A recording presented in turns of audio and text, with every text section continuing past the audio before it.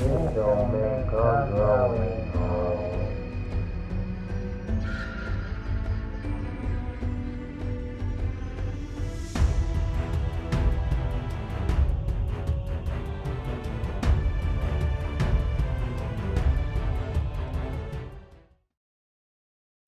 Thursday, February 4, 1982, around 10:30 a.m. 40-year-old Jean Claude Goulet walks into the St. Jude Children's Research Hospital in Memphis, Tennessee. He has been here many times in the past, but the French-Canadian welder has different intentions this time around. Carrying a large satchel, he makes his way to the office of 40-year-old psychological examiner Joe Cummins. Joe recognizes Goulet from his many visits 2 years prior. She watches anxiously as Jean Claude searches through the large bag. A .357 handgun emerges, and Goulet begins ordering Joe to page Dr. Paul Bowman. As the 32-year-old pediatrician walks the halls of the hospital, he has no idea what awaits him. He arrives and is immediately confronted by Jean Claude carrying a firearm. Goulet handcuffs his hostages together before confirming he wants more. He needs maximum publicity, so he orders his hostages to convince nurse Jean Cox and psychiatrist Dr. George Martin to join them in the small, windowless examination room. When they refuse, Goulet raises the stakes by threatening to take his gun to the nearby clinic. Joe and Paul realize they have little choice, so they cooperate with their captor in hopes of minimizing casualties. 30-year-old Jean Cox and 74-year-old George Martin arrive and find themselves in a very dangerous situation. The 4 hostages know the gunman because they treated his 6-year-old son, Robert Michael, 2 years ago. Jean Claude wastes no time getting his point across, ordering one of the hostages to summon authorities. Members of the Memphis Police Department arrive, and Goulet makes his intentions very clear. Since Robert Michael's passing 2 years ago, he has been studying the disease that took his son's life. He has developed a theory as to how his 6-year-old son contracted leukemia, and he is determined to tell the world his story. Goulet wants to hold a press conference and interviews with ABC's 2020 and CBS's 60 Minutes. The best he'll get is his 8-page statement read on local news stations many hours later. The telephone line remains open, so Goulet and his hostages can communicate with negotiators freely. Goulet attempts to calm his nerves by smoking cigarettes and marijuana. Since they do not have access to a bathroom, they share a wastebasket. That will lead to a dilemma when his 74-year-old hostage experiences an asthma attack. Jean Claude agrees to release the hostage in exchange for hamburgers and cheeseburgers. After approximately 3 hours into the standoff, psychiatrist George Martin will be released. Once he is gone, Goulet barricades the door using a desk to ensure nobody can escape or enter. Nurse Jean Cox is forced to test the food so Goulet can be positive that it has not been laced with poison. She gives him the all clear before the captor and captives share what feels like a last meal. The negotiations would remain a stalemate throughout the night, with neither side budging.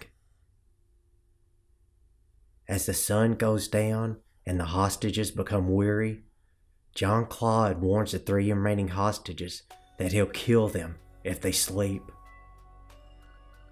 They'll do everything possible to stay awake and keep their minds off of the terrible situation they're in. They play cards to pass the time. Paul Bowman develops a rapport with a man who could take his life at any minute. They discuss Goulet driving a truck, his friends, and the sport of hockey.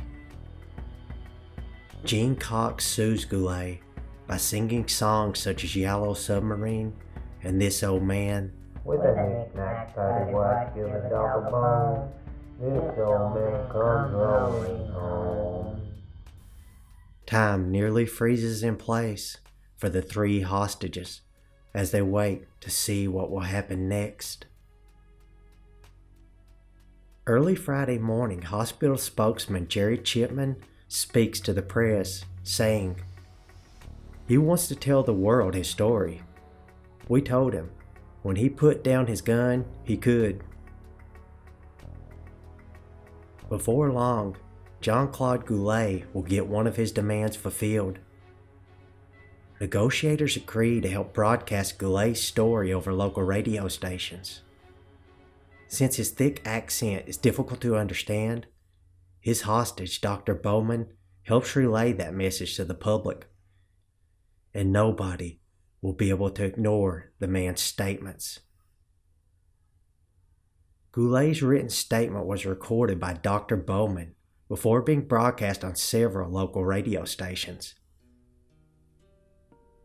It spans over 8 minutes, and everyone in and around Memphis stopped to listen in hopes of understanding the actions of Jean Claude Goulet. Dr. Bowman would paraphrase and speak for Mr. Goulet.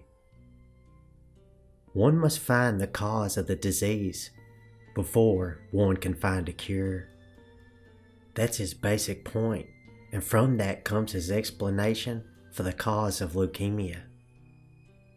Okay, now during the last few weeks of Michael's life, when his leukemia was in a very advanced state under my direction, he was given drugs which were entirely experimental in nature. Permission for the administration of those drugs was given by Michael's mother after lengthy discussions as to the potential benefits. The tape goes on to explain that John was not included in the conversations, and he never got a chance to participate in that decision. Goulet believes those experimental drugs played a role in his son's death.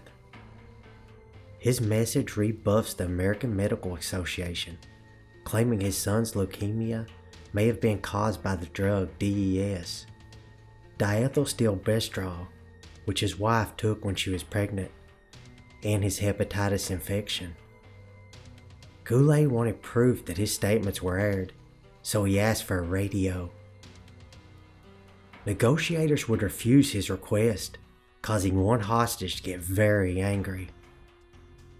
He would curse negotiators and scream for them to get a radio in the room as soon as possible.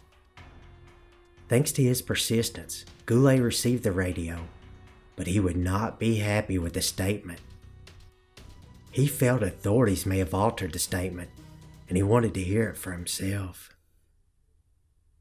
Even then, he was not satisfied with the outcome. With his mission complete, everyone hoped that he would turn himself in and release his hostages. Around 5 p.m. on Friday, Paul Bowman talked Goulet into putting his gun down and surrendering to police. The 2 men shook hands as a sign of good faith. It would only be a matter of minutes before Goulet turned himself in and the hostages walked away from the dreadful situation. However, Goulet had a change of heart. Something about the handshake and the coldness of Bowman's hand changed his mind. Around 8 p.m., Goulet told Bowman he felt a hand on his shoulder holding him back. He believed he was being led into a trap, causing the situation to quickly spiral out of control. Things escalated with Goulet cocking the pistol, which he referred to as the Black Devil, several times. He pointed the pistol at the hostages and threatened to kill them. With things worsening rapidly, police were ready for anything. Officer Philip Howe had crawled into the false ceiling overhead, and he was ready to pounce on the gunman at any minute. Officer Hale creates a noise overhead, catching Goulet's attention. The French-Canadian turns his back on the hostages and climbs onto a small table to investigate the noise. He begins pushing paper into the vent using the barrel of his gun, and then he whispers, "I'm going to put the gun in my pocket," and he sticks it in his right hand pocket. It is now or never.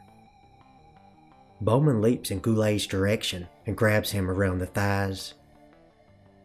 A struggle ensues between John and the man he believes took his son's life with experimental drugs. Miss Cox screams through the telephone for police to storm the room as the handgun pops out, leaving Goulet vulnerable. Jean heads for the door, but she cannot escape because it is blocked by a desk. Within seconds, 3 tactical squad officers enter the room, followed by Jay Thurman, who opens fire with his M16 rifle. Jean Claude Goulet is killed immediately. The grief he suffered from the passing of his son has finally come to an end. The message he delivered to the world will soon be forgotten, but his actions will leave a lasting impact on Memphis, Tennessee. Dr. Paul Bowman is diagnosed with a dislocated shoulder, and none of the other hostages are injured. At a news conference, Bowman would suggest that the whole thing was a suicide gesture on Goulet's part, and that he never intended or wanted to come out of it alive. Goulet believed the drug DES interacted with his hepatitis to cause his son Robert Michael to develop leukemia. Was it the ravings of a madman, a correct assumption, or the ramblings of a man unable to come to grips with the death of his son? DES was the first synthetic estrogen created and was prescribed to millions of pregnant women from 1938 to 1971. The drug was prescribed to some women into the 1980s with the assumption that it could prevent miscarriages and ensure the delivery of a healthy baby. Unfortunately, it would be discovered that DES had the potential to harm the mother, her baby, and the possible offspring of that baby. The drug, which was never patented, was cheap and easy to produce, meaning it was mass-produced by hundreds of drug companies in the United States and elsewhere. In November of 1971, the Food and Drug Administration warned doctors to stop prescribing DES to pregnant women, but it was never banned. Some American doctors did not hear the claim, or they simply ignored it, causing more unsuspecting mothers to use DES during pregnancy. By September of 2000, the FDA withdrew approval of DES for use in humans, since it was not being prescribed anymore. It is estimated that 5 million to 10 million people in the United States were exposed to DES, putting them at a greater risk of developing breast cancer, infertility, cardiovascular disease, and diabetes. Today, DES is no longer prescribed to humans, but it is often used by veterinarians to treat incontinence in dogs. The taped audio recording would be replayed by one radio station roughly 15 minutes before Goulet's death. And then, the 2-year battle to grieve his son ended with his life being taken after a 34-hour standoff in a small examination room in Memphis, Tennessee.